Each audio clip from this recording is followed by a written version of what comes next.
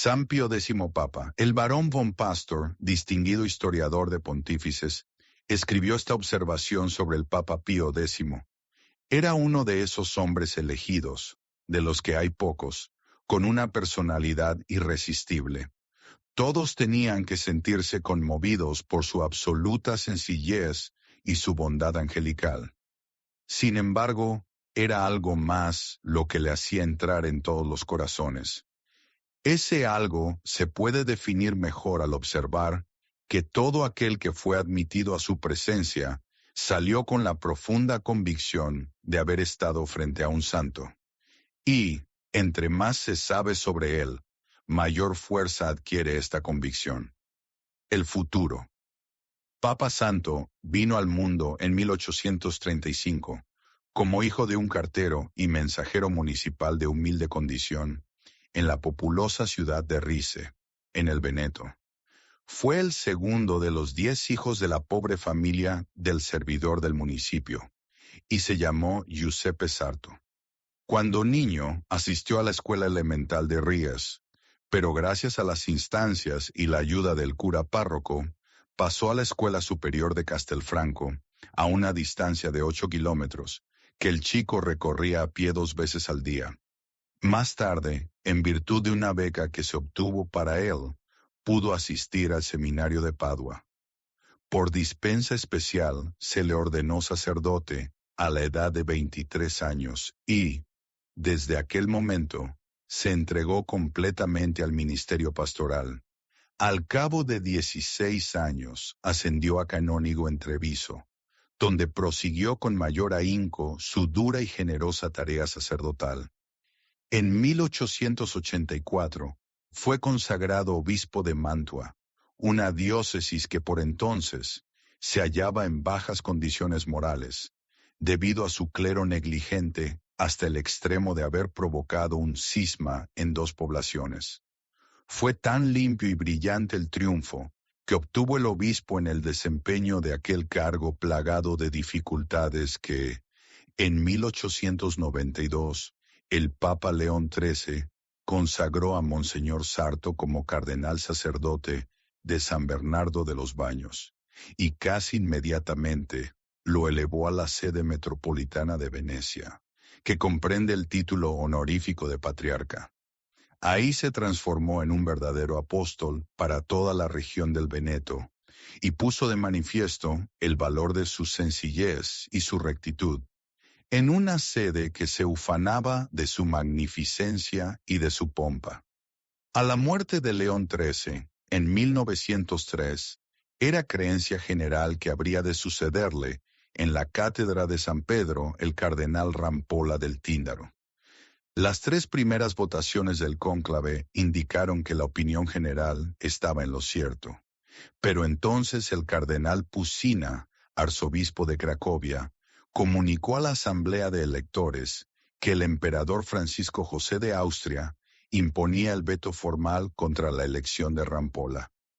El anuncio causó una profunda conmoción. Los cardenales protestaron con energía por la intervención del emperador, y las cosas llegaron al punto de efervescencia, cuando Rampolla, con mucha dignidad, retiró su candidatura. La historiografía posterior más bien afirma que Rampolla no habría sido elegido de ningún modo.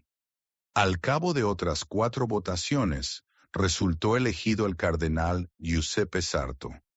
Así llegó a la cátedra de Pedro un hombre de humilde cuna, sin relevantes dotes intelectuales, sin experiencia en las diplomacias eclesiásticas, pero con un corazón tan grande que no le cabía en el pecho, y tan bueno que parecía irradiar gracias. Un hombre de Dios que conocía los infortunios del mundo y las penurias de la existencia, y en la grandeza de su corazón solo quería arreglarlo todo y consolar a todos. Uno de los primeros actos del nuevo Papa fue el de recurrir a la Constitución, Commissum Nobis, a fin de terminar, de una vez por todas, con cualquier supuesto derecho de cualquier poder civil para interferir en una elección papal, por el veto u otro procedimiento.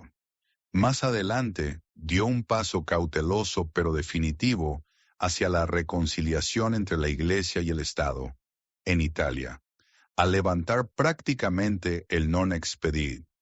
Su manera de hacer frente a la muy crítica situación, que no tardó en presentarse en Francia, fue directa y tan efectiva como cualquiera de los medios diplomáticos en uso. En 1905, luego de numerosos incidentes, el gobierno francés denunció el Concordato de 1801, decretó la separación de la Iglesia y el Estado y emprendió una campaña agresiva contra la Iglesia. El gobierno propuso crear una organización para que se preocupara de las propiedades eclesiásticas bajo el nombre de Association Cultuelles, a la que muchos de los prominentes personajes católicos de Francia deseaban someterse por vías de ensayo. Pero tras una serie de consultas con los obispos franceses, el Papa Pío X emitió un par de declaraciones enérgicas y dignas, por las que condenaba la ley de separación y calificaba la asociación de anticanónica. A los que se quejaban de que había sacrificado todas las posesiones de la Iglesia en Francia, les respondió: aquellos se preocupaban demasiado por los bienes materiales y muy poco por los espirituales. La separación ofreció la ventaja de que, a partir de entonces, la Santa Sede pudo nombrar directamente a los obispos franceses, sin la nominación previa de los poderes civiles.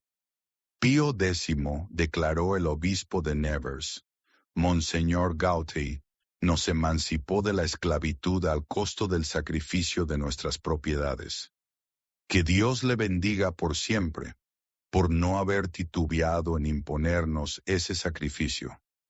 La severa actitud del Papa causó tantos trastornos y dificultades al gobierno francés que 20 años más tarde se avino a concertar un nuevo acuerdo dentro de los cánones para la administración de las propiedades de la Iglesia.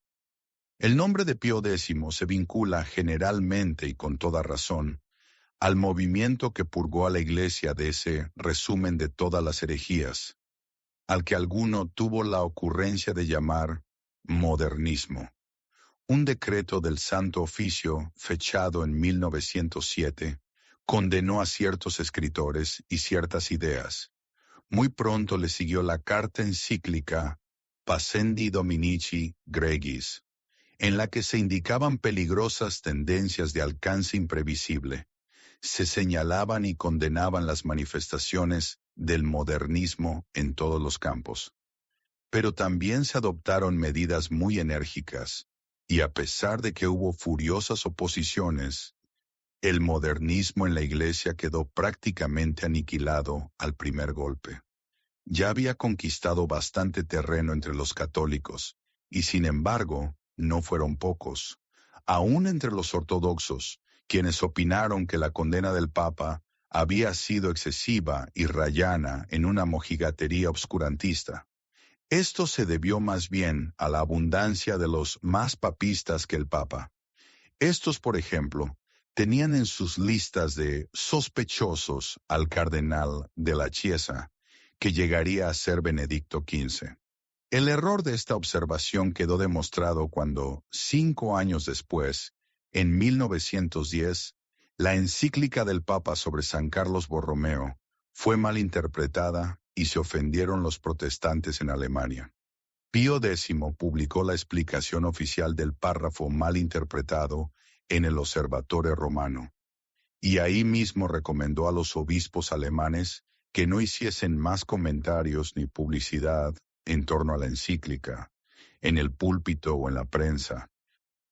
En su primera encíclica, Pío X anunciaba que su meta primordial era la de renovarlo todo en Cristo, y, sin duda que, con ese propósito en mente, redactó y aprobó sus decretos sobre el sacramento de la Eucaristía. Por ellos, recomendaba y encomiaba la comunión diaria, si fuese posible. En la Edad Media y posteriormente en la época del jansenismo, los fieles católicos comulgaban rarísima vez. La comunión diaria o muy frecuente se consideraba como algo extraordinario y aún indebido. Que los niños se acercaran a recibirla al llegar a la edad de la razón y que se facilitara el suministro de la comunión a los enfermos. Pero no solo se preocupó por el ministerio del altar, sino también por el de la palabra, puesto que instaba a la diaria lectura de la Biblia. Aunque en este caso las recomendaciones del Papa no fueron tan ampliamente aceptadas. Desde 1903, y con el objeto de aumentar el fervor en el culto divino, emitió por iniciativa propia, motu proprio, una serie de instrucciones sobre la música sacra, destinadas a terminar con los abusos al respecto y a restablecer el uso del canto llano en la Iglesia. Dio alientos a los trabajos de la Comisión para la codificación de las leyes canónicas, y fue él quien llevó a cabo la completa reorganización de los tribunales, oficinas y congregaciones de la Santa Sede. También estableció Pío X una comisión correctora y revisora del texto Vulgata de la Biblia. Este trabajo les fue encomendado a los monjes benedictinos y en 1909 fundó el Instituto Bíblico para el Estudio de las Escrituras y lo dejó a cargo de la Compañía de Jesús. Siempre consagró sus preocupaciones y actividades a los débiles y los oprimidos. Con inusitada energía, denunció los malos tratos a que eran sometidos los indígenas en las plantaciones de caucho del Perú. Creó y organizó una comisión de ayuda a los damnificados, tras el desastroso terremoto de Mesina, y por cuenta propia, acogió a numerosos refugiados en el Hospicio de Santa Marta, junto a San Pedro. Sus caridades en todas las partes del mundo donde se necesitaban socorros eran tan abundantes y frecuentes que las gentes de Roma y de toda Italia se preguntaban de dónde saldría tanto dinero. La sencillez de sus hábitos personales y la santidad de su carácter se ponían de manifiesto en su costumbre de visitar cada domingo alguno de los patios, rinconadas o plazuelas del Vaticano, para predicar, explicar y comentar el Evangelio de aquel día a todo el que acudiera a escucharle. Era evidente que Pío X se sentía desconcertado y tal vez un poco escandalizado ante la pompa y la magnificencia del ceremonial en la corte pontificia. Cuando era patriarca de Venecia, prescindió de una buena parte de la servidumbre y no toleró que nadie, fuera de sus hermanas, le preparase la comida. Como pontífice, eliminó la costumbre de conferir títulos de nobleza a sus familiares. Por disposición de Dios, solía decir, mis hermanas son hermanas del Papa. Eso debe bastarles. En una ocasión, antes de cierta ceremonia, exclamó ante un viejo amigo suyo, «Mira cómo me han vestido», y se echó a llorar. A otro de sus amigos le confesó, «No cabe duda de que es una penitencia verse obligado a aceptar todas estas prácticas. Me condujeron entre soldados, como a Jesús cuando le apresaron en Getsemaní». No son estas simples anécdotas divertidas, sino actitudes y acciones que describen por sí mismas la grandeza de corazón y la sencillez de la bondad de Pío X. A un joven inglés, protestante convertido al catolicismo y que deseaba ser monje, pero sentía el escrúpulo de haber estudiado muy poco, le dijo el Papa, «Para alabar a Dios bien, no se necesita ser sabio». Un escritor de Mantua publicó un libro de carácter sensacionalista en el que lanzaba infames acusaciones contra Pío X. Este no quiso emprender ninguna acción legal, pero en cuanto supo que el calumniador se hallaba en bancarrota, el Papa le envió dinero a escondidas. Un hombre tan desdichado, comentó, necesita oraciones más que castigos. Aún durante su vida, Dios utilizó al Papa Pío X como instrumento de sus milagros y, hasta en esos casos sobrenaturales, se puso de manifiesto su perfecta modestia y sencillez. Durante una audiencia pública, Uno de los asistentes mostró su brazo paralizado al tiempo que decía, «Cúrame, Santo Padre». El Papa se acercó sonriente, tocó el brazo tumefacto y dijo amablemente, «Sí, sí». Y el hombre quedó curado. En otra audiencia privada, una niña de 11 años que estaba paralítica pidió lo mismo. «Quiera Dios concederte lo que deseas», dijo el pontífice. La niña se levantó y anduvo por sí misma. Una monja que sufría de una tuberculosis muy avanzada le pidió la salud. Sí, fue todo lo que repuso Pío X mientras ponía las manos sobre la cabeza de la religiosa. Aquella tarde, el médico declaró que estaba completamente sana. El 24 de junio de 1914, la Santa Sede firmó un concordato con Serbia. 4 días más tarde, el archiduque Francisco de Austria y su esposa fueron asesinados en Sarajevo. A la medianoche del 4 de agosto, Alemania, Francia, Austria, Rusia, Gran Bretaña, Serbia y Bélgica estaban en guerra. Era el 11º aniversario de la elección del Papa.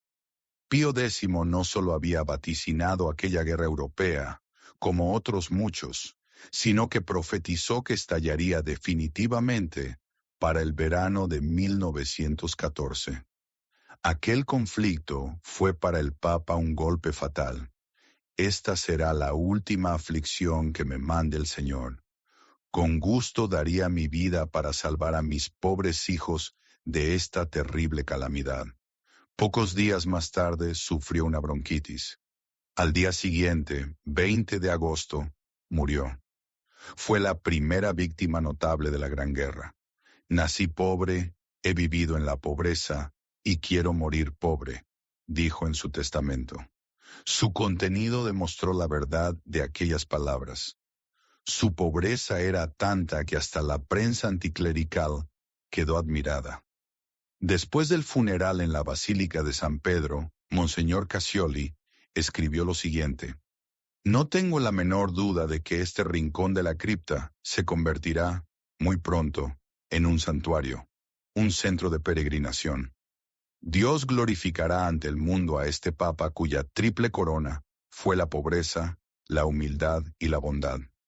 Y así fue, por cierto. El pontificado de Pío X no fue tranquilo y el Papa mostró resolución en su política. Si no tuvo enemigos, porque para eso se necesitan dos, hubo muchos que le criticaron, lo mismo dentro que fuera de la Iglesia. Pero al morir, todas las voces fueron una. Desde todas partes, desde todas las clases surgió un llamado para que se reconociera la santidad de Pío X, el que fuera Giuseppe Sarto, el niño del cartero. En 1923, los cardenales de la curia decretaron que se había abierto su causa, firmada por 28 prelados. En 1954, el Papa Pío XII canonizó solemnemente a su predecesor ante una enorme multitud que llenaba la plaza de San Pedro, en Roma. Aquel fue el primer Papa al que se canonizaba desde Pío V, en 1672.